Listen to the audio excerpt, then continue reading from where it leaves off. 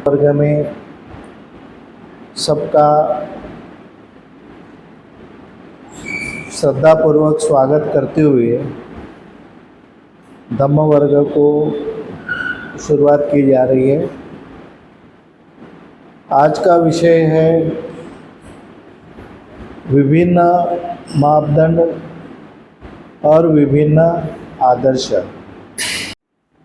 किसी समाज पर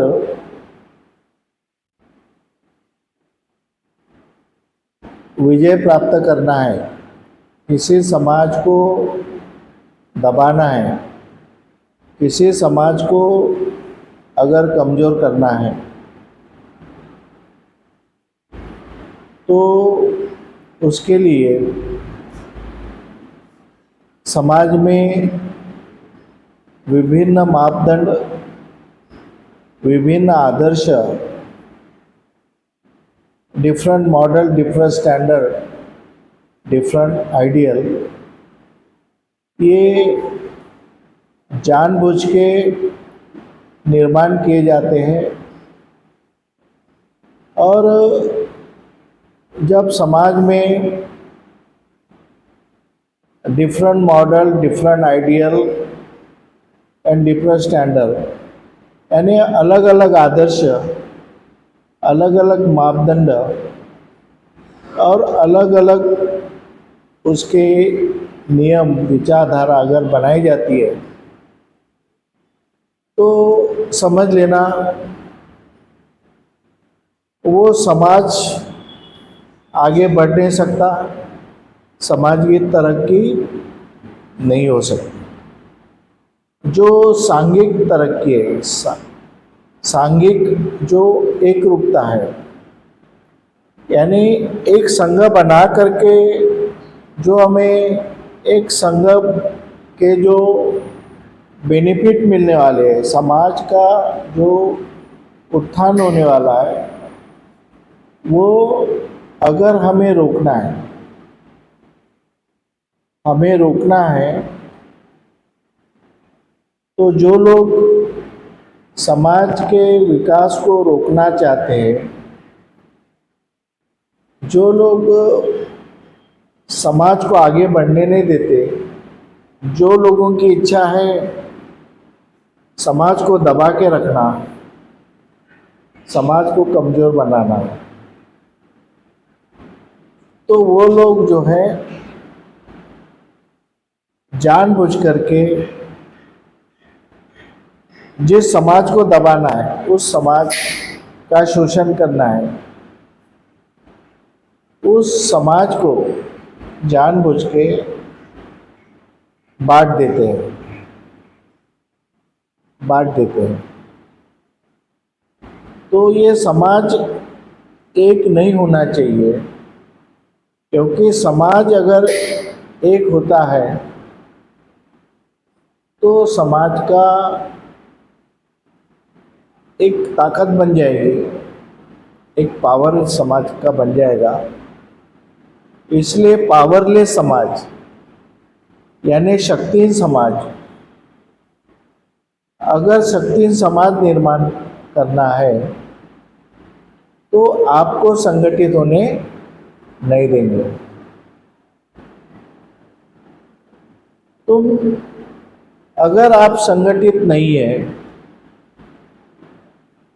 तो आपके मन में कितनी भी इच्छा हो कि हमको ये मिलना चाहिए, वो मिलना चाहिए, सरकार हमारे सामने झुकना चाहिए, हमारी जो डिमांड है, हमारी मांग है वो पूरा करना चाहिए, भला आपके मन में कितनी भी इच्छा हो, आप भला कितनी भी बार संघर्ष करो, कितनी भी बार संघर्ष करो, लेकिन उस संघर्ष का कोई मतलब नहीं निकलने वाला है।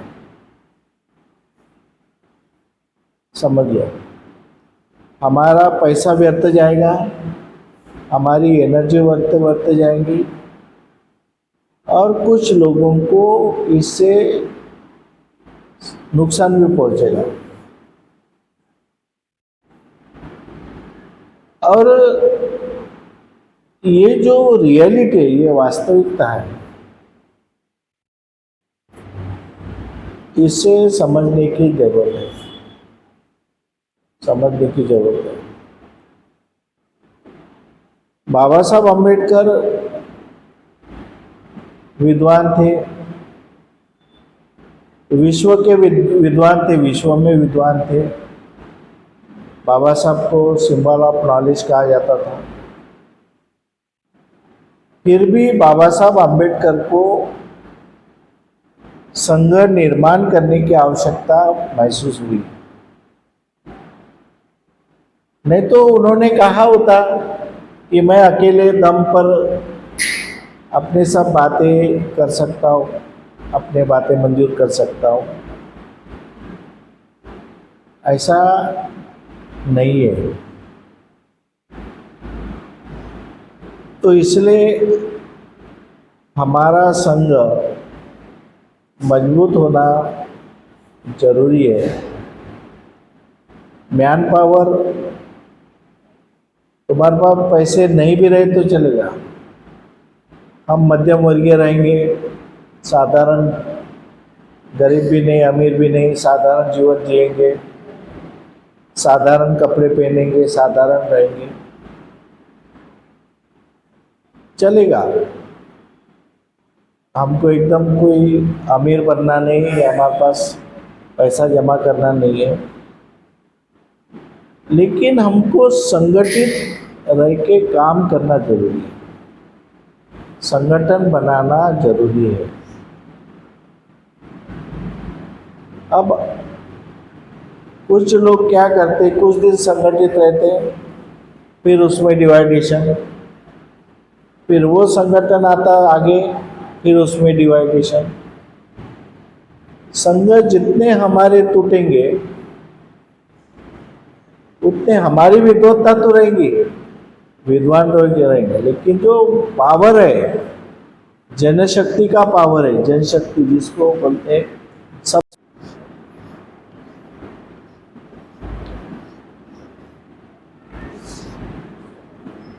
ये जनशक्ति का पावर जिसके पास है वो जीतेगा।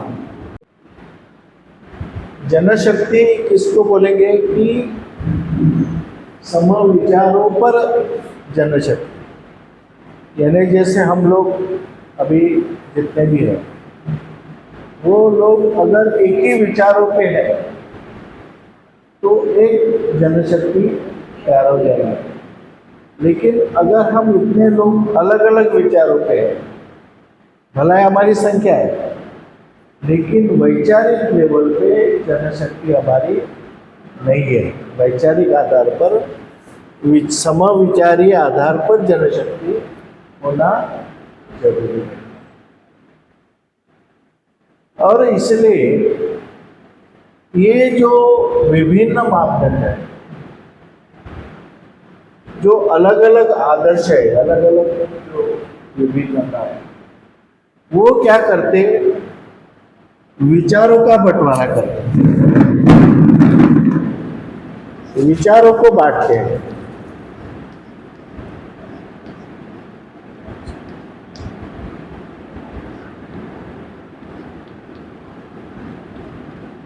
विचारों का विभाजन करते हैं।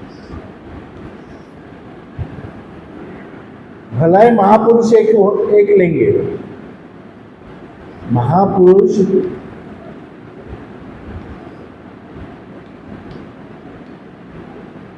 एक को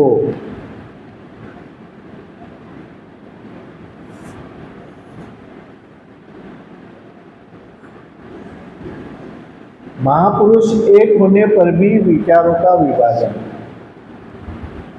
बराबर। हमारे महापुरुष एक है, बुद्ध है, बाबा साहब अम्बेडकर है, ज्योतिबा फुले है, सावित्रीबाई फुले है, हमारे महापुरुष एक है, छत्रपति शिवाजी महाराज। लेकिन जो उसको विचारों पर आधारित जनशक्ति का बंटवारा हुआ, महापुरुष एक है, लेकिन विचारों पे आधारित जनशक्ति का बंटवारा हो जाएगा। अगर विचारों पे आधारित जनशक्ति अगर हमारे पास होती तो हम जीतते थे, हमारे इसमें ज्ञान पावर निर्माण होता था। आज क्या हुआ कि चंद्रशेखर आएगा, अब जितने लोग उनके कार्यक्रम में आए सबने उनका लेक्चर सुना, सबको पसंद आया। क्या उसमें बैठने वाले सभी उनके कार्यकर्ता थे? अलग अलग विचारों के थे, जन समुदाय तो था, लेकिन उसके पार्टी के कार्यकर्ता सभी नहीं थे। वहाँ पे जैसे 10,000 भी पब्लिक होगी, लेकिन वो 10,000 पब्लिक सम विचारों पे आधारित जनशक्ति थी क्या? वो लोग देखने के लिए गए कि चंद्रशेखर आजाद आ रहा है, कैसा है, कैसा बोलता है, कैसे स्टेटमेंट रखता है, विरोधक भी जाता है, सुनता है कि क्या इस तरह से उसकी पॉलिसी, ये उससे अपना फायदा बनने वाला नहीं है।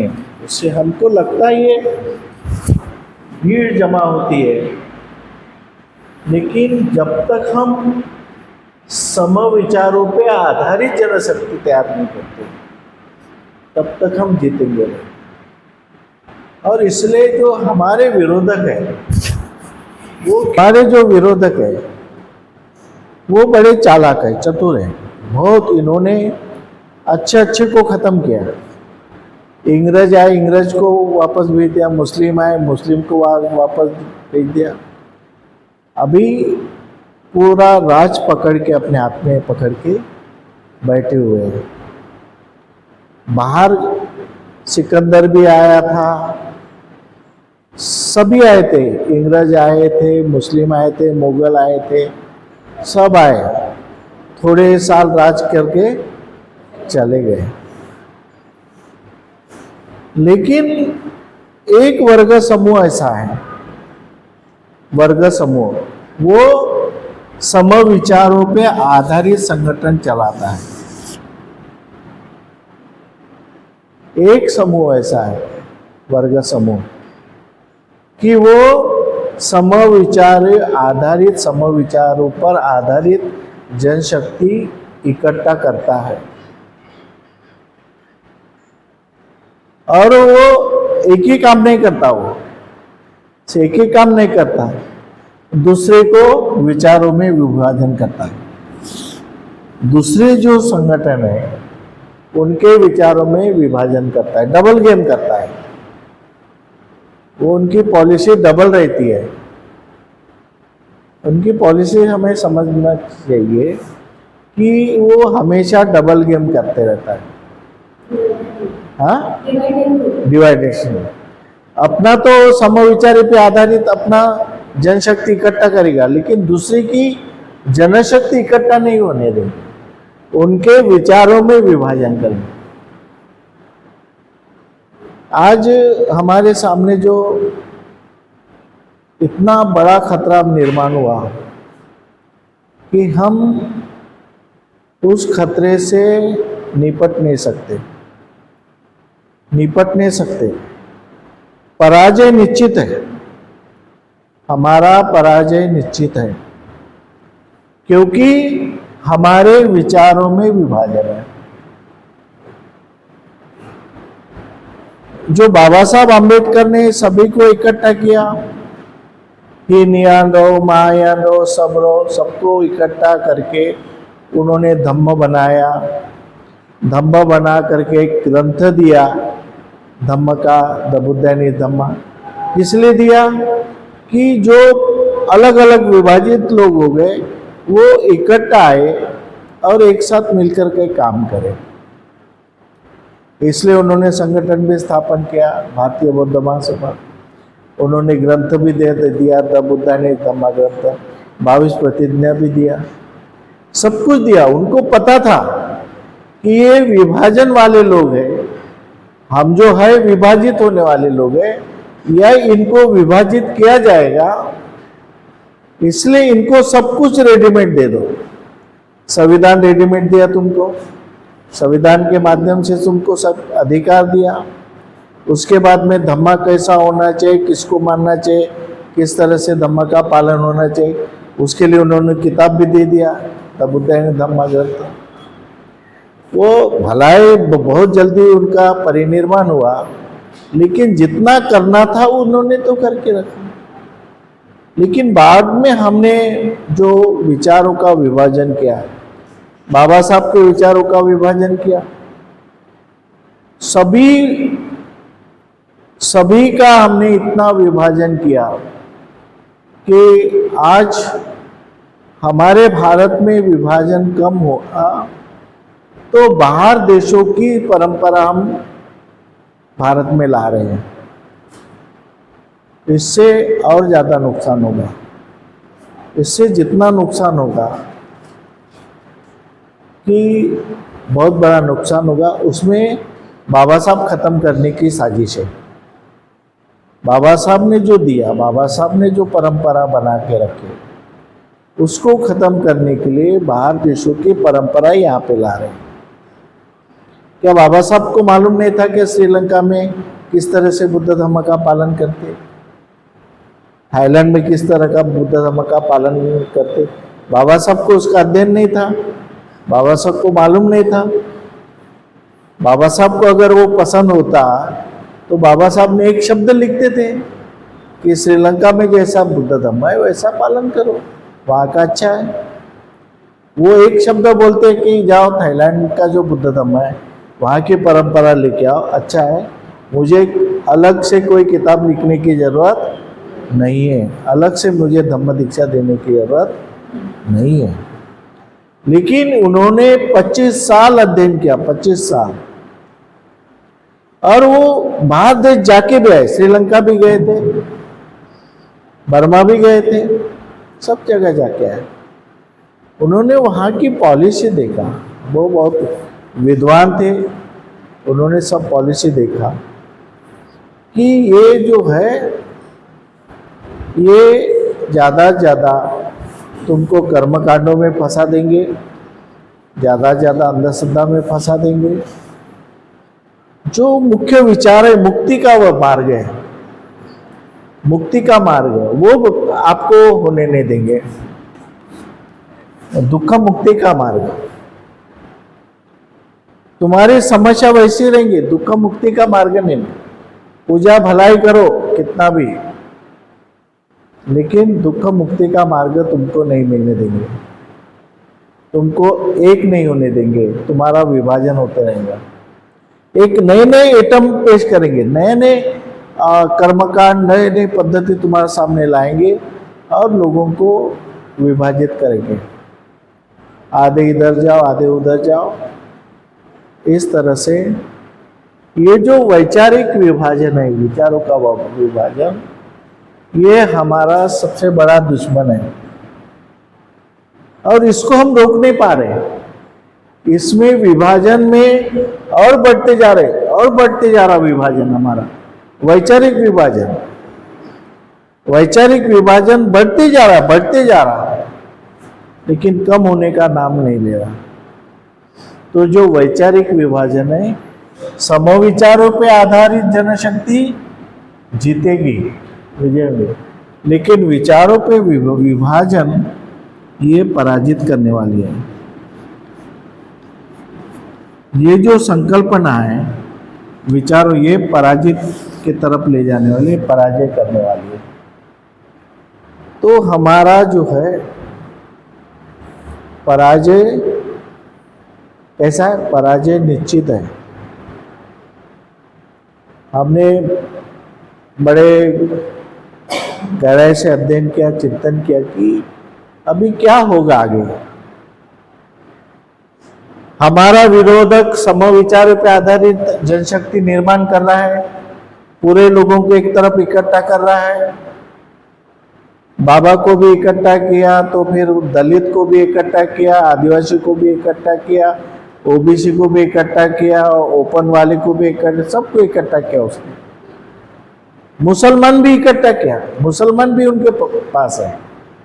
सबको इकट्ठा करके उनके विचारों में, मुसलमानों के विचारों में भी बदलाव किया उन्होंने। आज कुछ मुसलमान उनके तरफ हमारे विरोधक की तरफ है। लेकिन हमारे जो मुख्य बाबा साहब आम्बेडकर के विचार हैं, उस पे काम करने वाले लोगों का विभाजन हो, बंटवारा हो गया। और बंटवारा कौन कर रहे हैं? हमारे लोग कर रहे हैं विभाजन। मैंने एक बुद्ध बताया तो दूसरा बुद्ध बताता है। मैंने एक प्रबोधन दिया, दूसरा प्रबोधन देता है, तीसरा आके तीसरा प्रबोधन देता है। जितने भिक्षु है उतने प्रबोधन है, उतने विचार है। कितना विचारों का विभाजन हुआ। आज नागपुर में जैसे आप सब भिक्षु को बुलाओ इकट्ठा, और सबको बुला करके उनके विचारों पे अगर आप बोलेंगे तो सब भिक्षु के विचार अलग अलग दिखेंगे। एक भी भिक्षु की भाषा एक जैसी नहीं है, एक जैसी नहीं है। एक साथ रहने के बावजूद भी एक भिक्षुनी कहते हैं मैं श्रीलंका का बुद्ध धम्म मानती, दूसरी भिक्षुनी कहते मैं थाईलैंड की बुद्ध धम्म मानती हूँ, तीसरी भिक्षुनी कहेंगी कि मैं दूसरे और कई का बुद्ध धम्म मानती हूँ, तीसरी भिक्षुनी कहेंगी कि मैं जो अपने गुरु की बात मानती हूँ, मैं किसी को मानती नहीं, मेरा गुरु ने जो बताया मैं बाबा साहब को भी नहीं, मैं बुद्ध को भी नहीं, मेरे गुरु ने जो बताया वो उसको मानती हूँ, मेरे गुरु ने ऐसा ही बताया। एक भिक्षु को हमने कुछ लेडीज लोगों ने विरोध किया कि तुम ऐसा क्यों बताते हो, वो दूसरे राज्य का है। तो बोले मैं किसी की सुनता नहीं, मेरे गुरुजी ने जैसे मेरे को सिखाया वैसा मैं करता हूँ। अब क्या बोलेंगे? मेरे गुरुजी ने जैसा सिखाया वैसा मैं करता हूँ, तुम्हारी बात क्यों मानूंगा मैं? तो हमारे में इतनी ताकत होना चाहिए कि हम सही और गलत क्या है उसको पहचानने की ताकत हमें चाहिए। सम्राट अशोक ने उस दिन बताया कि सर्वजन हिताय सर्वजन, सबके कल्याण के लिए सबके हित के लिए काम किया, लेकिन उनके विचारों के विरोधक थे। सम्राट अशोक जो विचार कर रहा था, वो बुद्ध धम्म की स्थापना कर रहा था, बुद्ध धम्म का प्रचार प्रसार कर रहा था, उसी समय बुद्ध धम्म के विरोधक जो थे, बुद्ध धम्म के विचारों के विरोधक थे, उनको भी आगे बढ़ा रहा था, उनको भी दे रहा था, तुम भी लो। इसलिए उसका शासन जैसे चले गया, विरोधक ने अपना ये किया, विरोधक को कंट्रोल किया क्या? नहीं किया। आज ये कर रहे हैं, ये जो जनशक्ति आज जिनके हाथ में शासन है, वो अपना ताकत तो बढ़ा रहे हैं, लेकिन विरोधक के ऊपर नियंत्रण कर रहे हैं, उनका अपमान कर रहे हैं, उनको परेशानी में डाल रहे, उनके ऊपर कार्रवाई कर रहे, किसी को जेल भेज रहे, किसी को जेल में पकड़ के मार रहे, बिना गुनाह से कोई कलम लगा के जेल में भेज दो, उनकी पिटाई करो। बहुत ऐसे परिस्थिति में हम आज भी समझ नहीं रहे कि बाबा साहब के देश में रहते हैं, बाबा साहब ने संविधान दिया। कुछ लोग बोलते हैं हमें सम्राट अशोक का राज चाहिए। सम्राट अशोक का राज क्यों चाहिए? बाबा साहब ने संविधान दिया तो संविधान का राज नहीं चाहिए तुमको? संविधान का राज नहीं चाहिए, सम्राट अशोक का राज क्यों चाहिए भाई?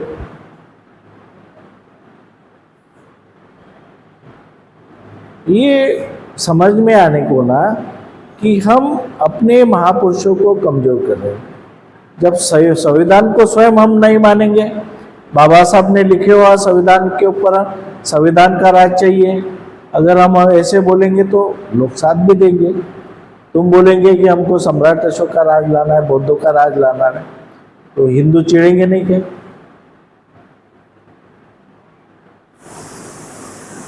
मुस्लिम चिढ़ेंगे नहीं क्या? हमको बौद्धों का राज लाना है क्या? संविधान का राज लाना है। संविधान जैसा चलता है वैसा हमें शासन करना है। तो हमें संविधान का राज लाना है। तो संविधान का राज लाने के लिए बाबा साहब की विचारधारा को हमें लोगों तक पहुंचाना है, बाबा साहब के विचारों को आगे बढ़ाना है। चाहे विरोध कितना भी हो, विरोध तो होगा ही। हमारे पे लोग टीका टिप्पणी भी करेंगे, ये क्या है, हमको कुछ समझता नहीं है, ऐसे है। जिनको समझता वो विभाजन करने की कोशिश, जितना भी विद्वान है वो विभाजन की तरफ बढ़ रहा है।